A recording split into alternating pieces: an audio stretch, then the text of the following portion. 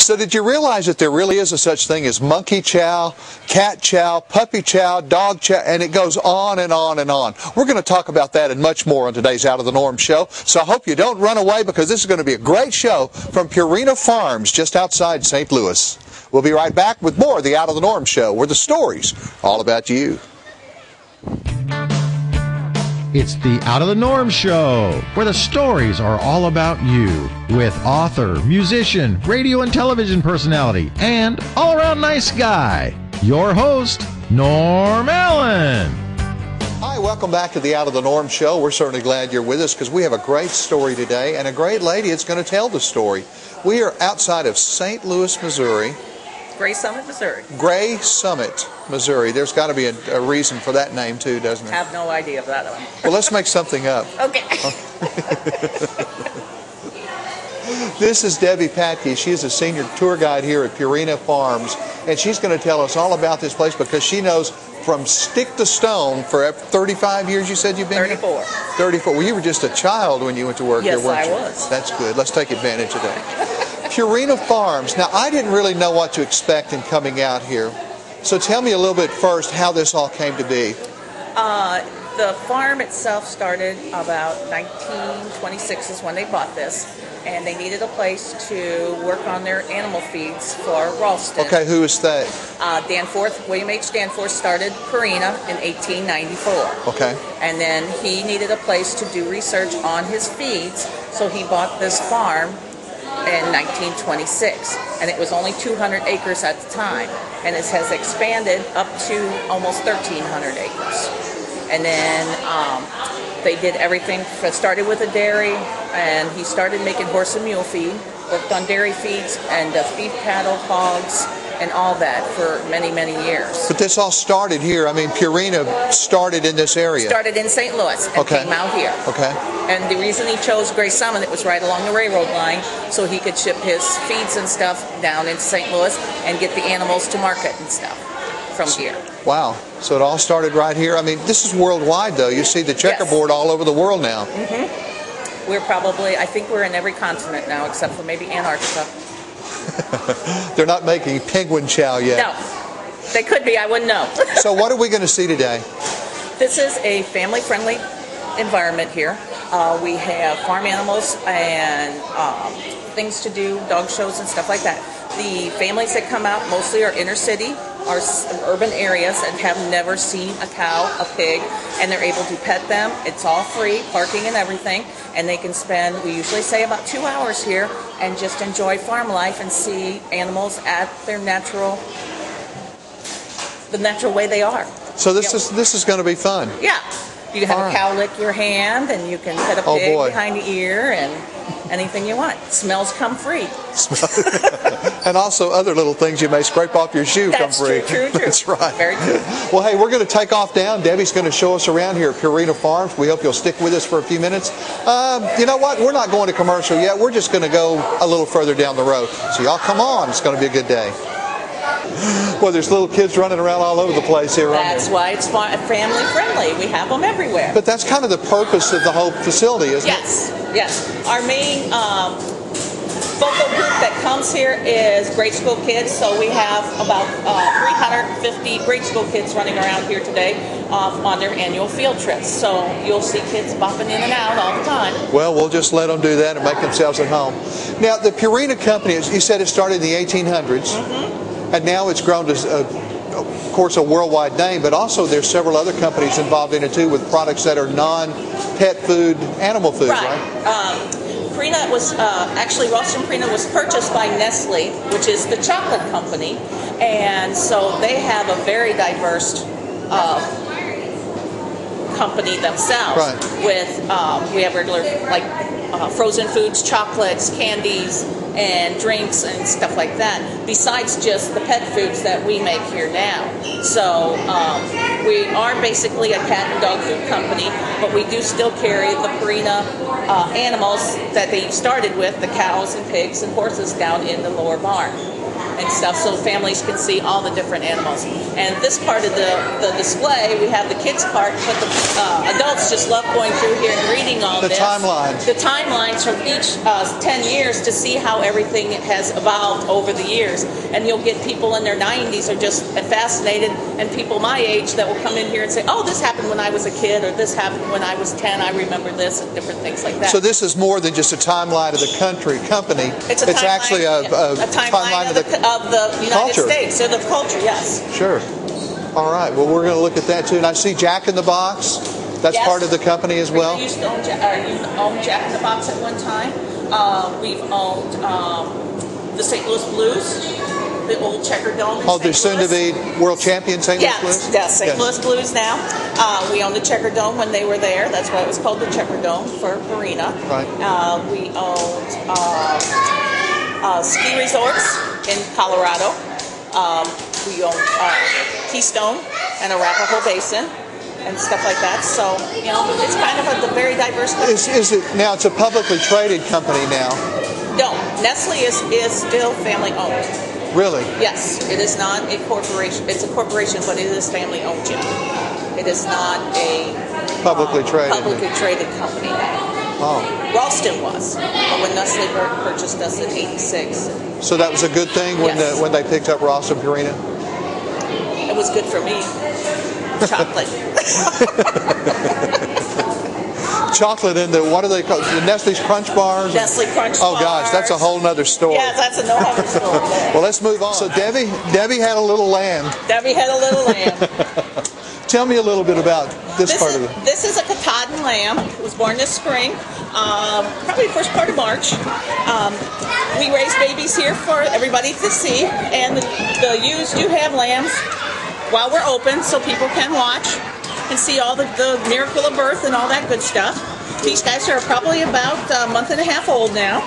Now, will they be sheared for commercial purposes? Hair sheep, so their hair is not wool. It's a hair. Oh, okay. So it's not going to get real long. No, it's not going to get real long, and you do not have to shear them. They do shed their coats, but they do not have to be sheared. And that's one reason we have them, so we don't have to shear sheep every year. So they're say that 5 times real fast. So these are just here for the sole purpose of being display animals. Display animals and petted and stuff like that. Well, you're cute. You're cute. Of course.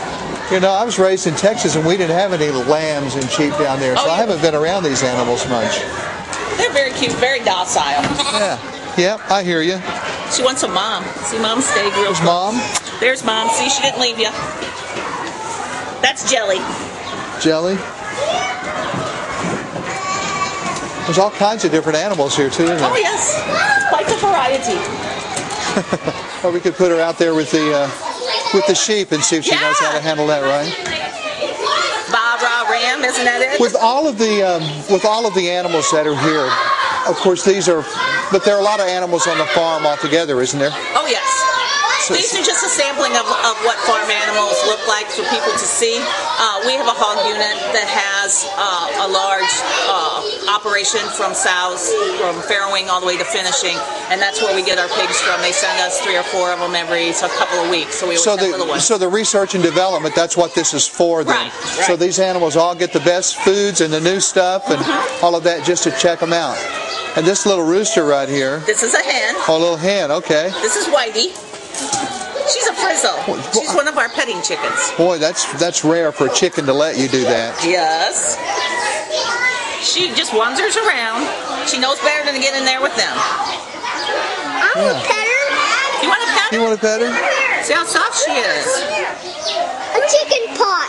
But this is probably the most well-liked part of this farm here at Purina Farms is the petting area, because they can actually get up and close to the pigs and pet them, and the chickens, and we always have a rabbit out. They can pet them. Sometimes we have baby rabbits that they can pet, but that way they can get up close and personal with them and feel how they feel. You think a pig is nice and soft, but they're not. They're like kind of stiff and hard, and the chickens, they don't look as soft as they feel either. But these guys have just gone. They're just showing off now. They're showing off now, doing their spinnies. Crazy pigs, crazy pigs. Chicken goes, oh no, it's not slipping. Hey, kids. Watch out, kids. You got to get out of the way of the light. Caitlin, catch that chicken before she gets... They go over with her. There you go. And I can show you one of our other friends. This is Tucker. This is a mini Rex rabbit. We have a couple different breeds of rabbits so they can get used to seeing all different kinds of rabbits. One with floppy ears, one with short coats and soft coats, one with longer hairs and things like that. But again, testing foods and that kind of thing for these things, they really are very scientific about it. Oh yes, very much so. Yes. You can't hold them, but you can pet them. There you go. So we keep a variety of animals, you know, that people can see and stuff that you would have on your regular farms. These are probably getting to be very popular as pets, rabbits. Yeah. There were a lot, I knew several people. Oh, you want to see too? Okay, so these guys will replace those inside that we were just with? Yep. But how soon will they be docile enough to deal with the public? It takes them about 2 weeks. So at this age right now, they're a little nervous for now. Oh yeah. But 2 weeks from now, they'll just be just like a house pet. They'll come right up to you and stuff. Hey guys. So I see your ducks. Same thing. Well, the ducks we had for our Easter village. We have a springtime village every spring where we bring in the baby animals. And these guys were babies 3 weeks ago. Oh yeah. So they're just feathering out now. So we're waiting for them to get enough feathers on to take them outside.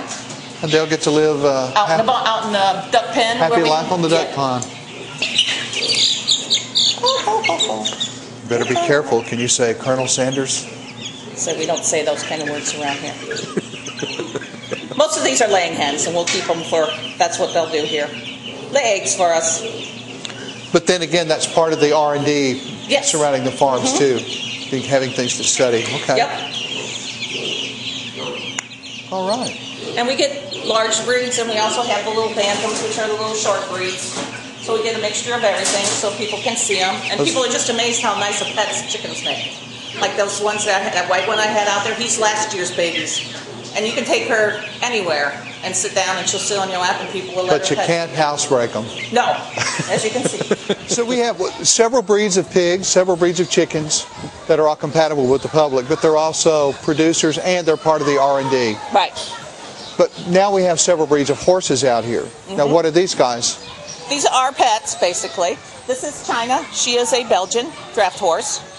We have Moses. Moses has been here since we opened. He's probably almost 25 now. He is a quarter horse, and so is Cisco down there. He's a quarter horse.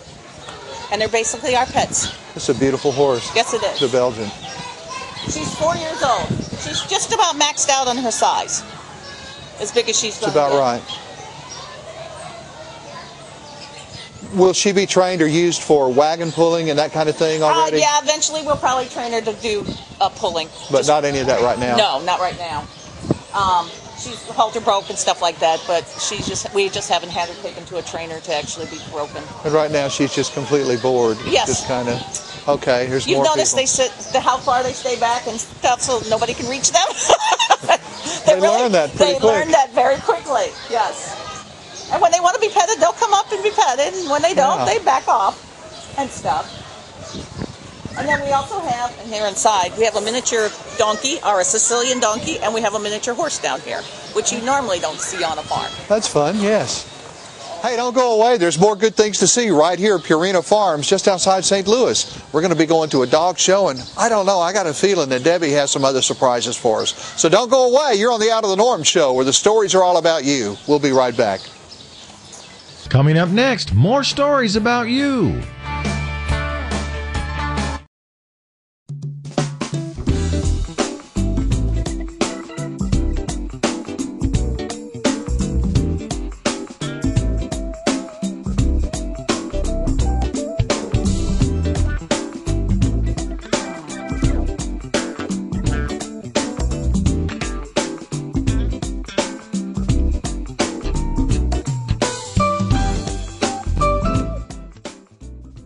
Hey, welcome back to the Out of the Norm show. Certainly glad you're with us today, and hope you've enjoyed your little visit to Purina Farms right here in Gray Summit, Missouri. Yes. Is that right? Yes, it is. It's definitely a landmark. Is it a town or is it just a... It's a city.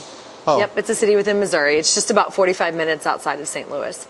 This is Katy Flamm. She's the director, or the manager is Yes. the right word, the manager of the Purina Farms Special Events Center here. This is a gorgeous building. Thank you. Thank you. It's been in the making for about 16 years.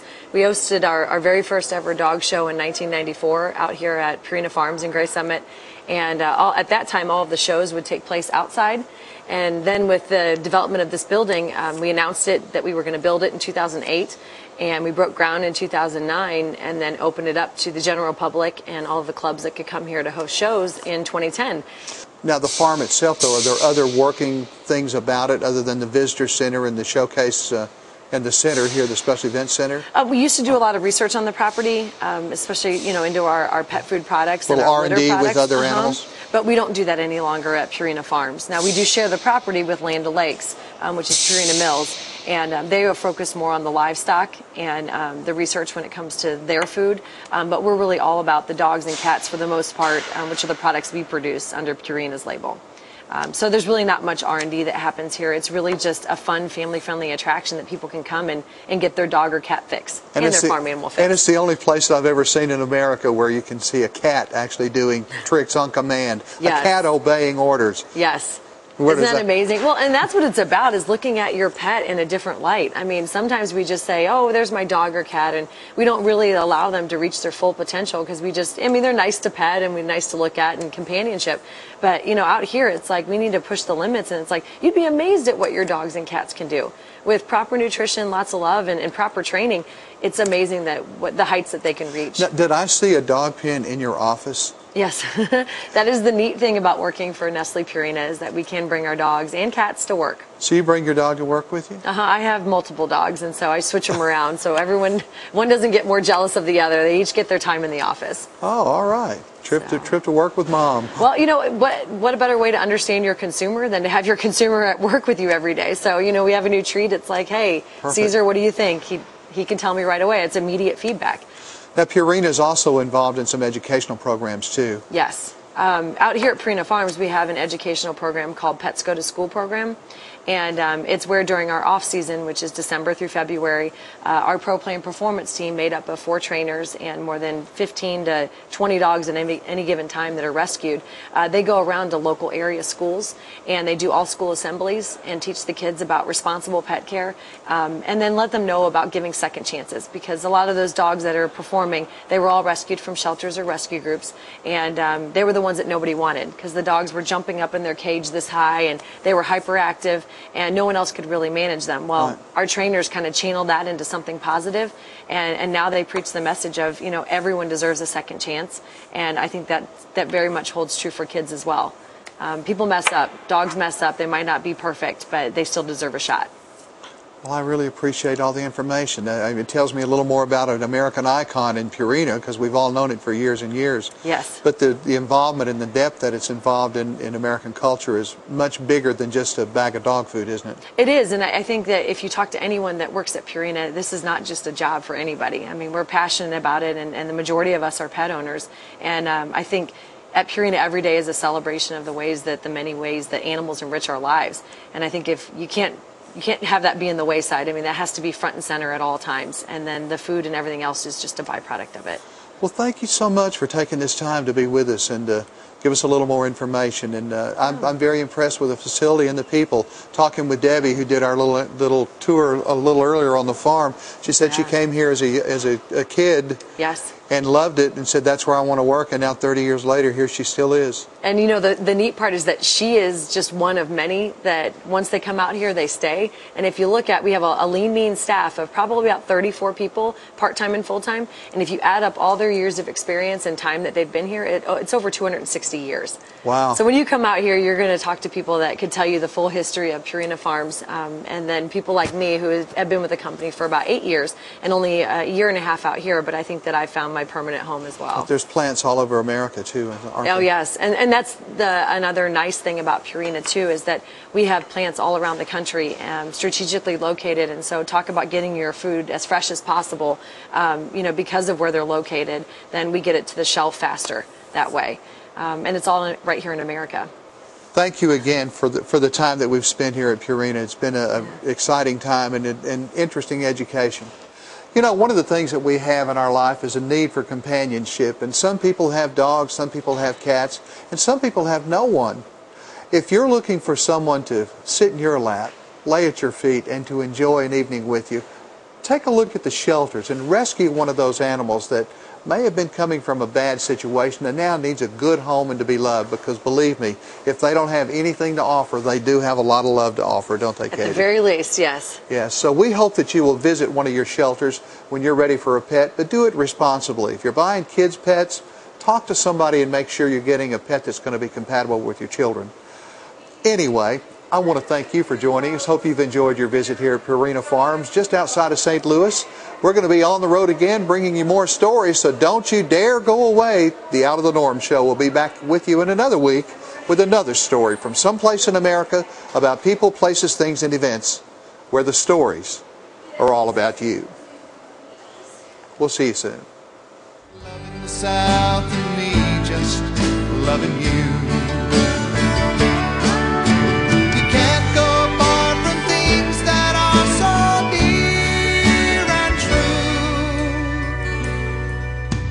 Loving the South and me, just loving you.